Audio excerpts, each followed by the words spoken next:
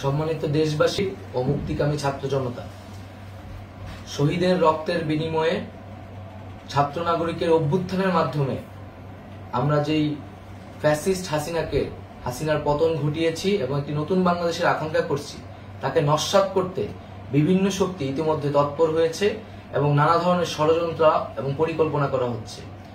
আমরা মুক্তিকামী ছাত্র জনতার পক্ষ থেকে স্পষ্টভাবে বলতে চাচ্ছি যে এই বাংলাদেশকে ফ্যাসিবাদী রেজিম থেকে মুক্ত করার জন্য এবং একটি নতুন বাংলাদেশ, জনগণের বাংলাদেশ প্রতিষ্ঠার জন্য সকল ধরনের ষড়যন্ত্রকে নস্যাৎ করার জন্য, প্রতিহত করার জন্য বাংলাদেশের ছাত্র জনতা কিন্তু সদা প্রস্তুত রয়েছে।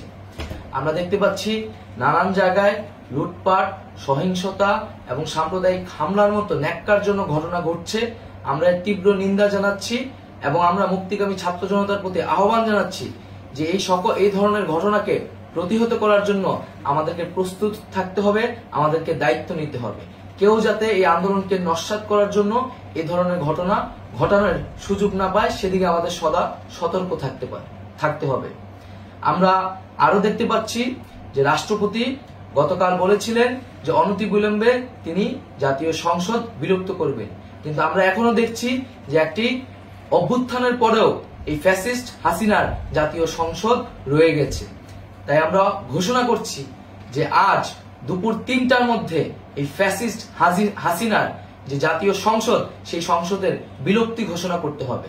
যদি আজ বিকাল ৩টার মধ্যে এই জাতীয় সংসদের বিলুপ্তির ঘোষণা না আসে, তবে আমরা কঠোর কর্মসূচি দিতে বাধ্য থাকব।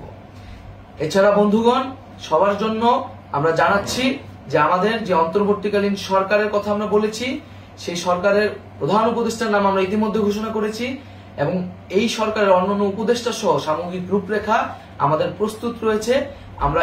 আমরা খুব শীঘ্রই সেই রূপরেখাটি জাতির সামনে উপস্থাপন করব। আমরা বাংলাদেশে স্থিতিশীলতা চাচ্ছি, সমাজে ন্যায় বিচার চাচ্ছি, সেজন্য কার্যকর পদক্ষেপ নিতে হবে এবং তার প্রথম পদক্ষেপটি হতে হবে এই জাতীয় সংসদ ভেঙে দেওয়া। এবং সবার প্রতি আহ্বান থাকবে, আপনারা শান্তিপূর্ণভাবে অবস্থান রাখুন, শান্তিপূর্ণভাবে এবং অহিংসভাবে এবং সকল পরিকল্পনাকে, ষড়যন্ত্রকে নস্যাৎ করার জন্য সদা সতর্ক থাকুন।